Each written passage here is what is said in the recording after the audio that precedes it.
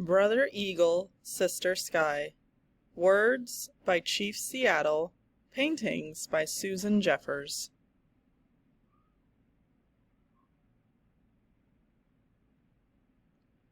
Brother Eagle, Sister Sky. A message from Chief Seattle. Paintings by Susan Jeffers. In a time so long ago that nearly all traces of it are lost in the prairie dust, an ancient people were a part of the land that we love and call America. Living here for thousands of years, their children became the great Indian civilizations of the Choctaw and Cherokee, Navajo, Iroquois, and Sioux, among many others. Then white settlers from Europe began a bloody war against the Indians, and in the span of a single lifetime claimed all the Indians' land for themselves, allowing them only small tracts of land to live on. When the last of the Indian wars were drawing to a close, one of the bravest and most respected chiefs of the Northwest nations, Chief Seattle, sat at a white man's table to sign a paper presented by the new Commissioner of Indian Affairs for the territory. The government in Washington, D.C. wished to buy the lands of Chief Seattle's people. With a commanding presence and eyes that mirrored the great soul that lived within, the chief rose to speak to the gathering in a resounding voice. "How can you buy the sky?" Chief Seattle began. "How can you own the rain and the wind? My mother told me every part of this earth is sacred to our people. Every pine needle, every sandy shore, every mist in the dark woods, every meadow and humming insect are all holy in the memory of our people. My father said to me, 'I know the sap that courses through the trees as I know the blood that flows in my veins. We are part of the earth, and it is part of us. The perfumed flowers are our sisters. The bear, the deer, the great eagle, these are our brothers.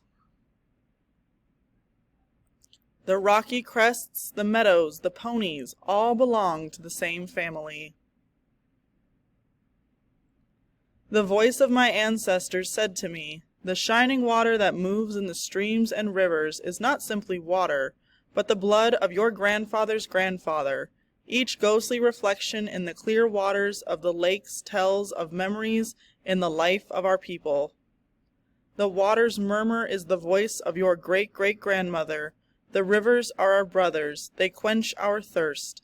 They carry our canoes and feed our children. You must give to the rivers the kindness you would give to any brother.'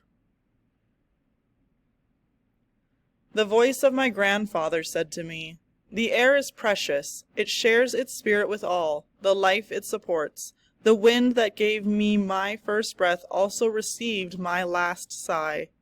You must keep the land and air apart and sacred, as a place where one can go to taste the wind that is sweetened by the meadow flowers.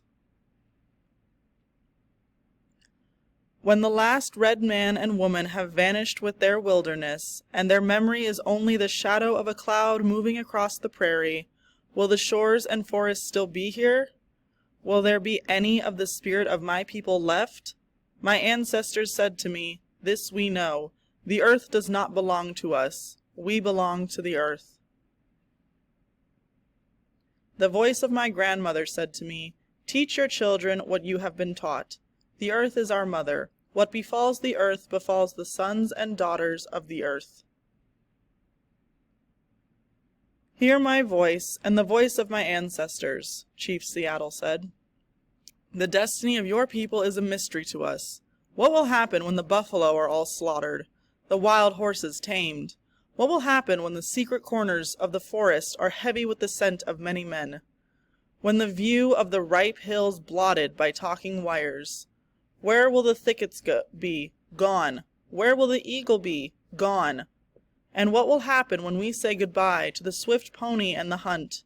It will be the end of living and the beginning of survival. This we know. All things are connected, like the blood that unites us. We did not weave the web of life.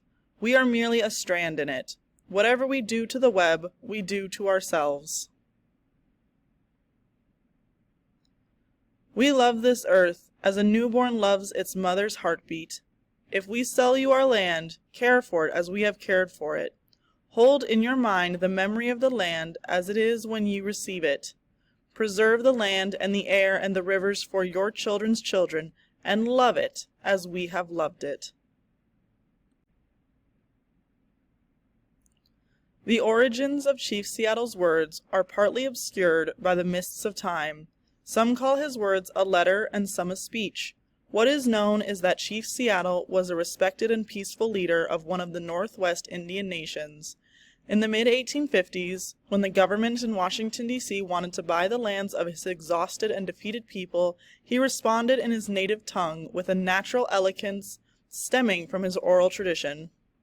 His words were transcribed by Dr. Henry A. Smith, who knew him well, and that transcription was interpreted and rewritten more than once in this century. Joseph Campbell adapted and brought Chief Seattle's message to a wider audience with his appearances on Buffalo Moyer's PBS series in the book The Power of Myth. I, too, have adapted Chief Seattle's message for Brother Eagle, Sister Sky. What matters is that Chief Seattle's words inspired and continue to inspire a most compelling truth. In our zeal to build and possess, we may lose all that we have.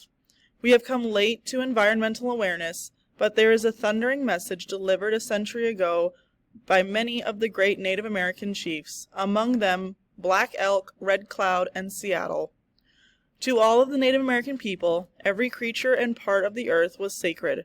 It was their belief that to waste or destroy nature and its wonders is to destroy life itself. Their words were not understood in their time. Now they haunt us. Now they have come true, and before it's too late, we must listen. Susan Jeffers.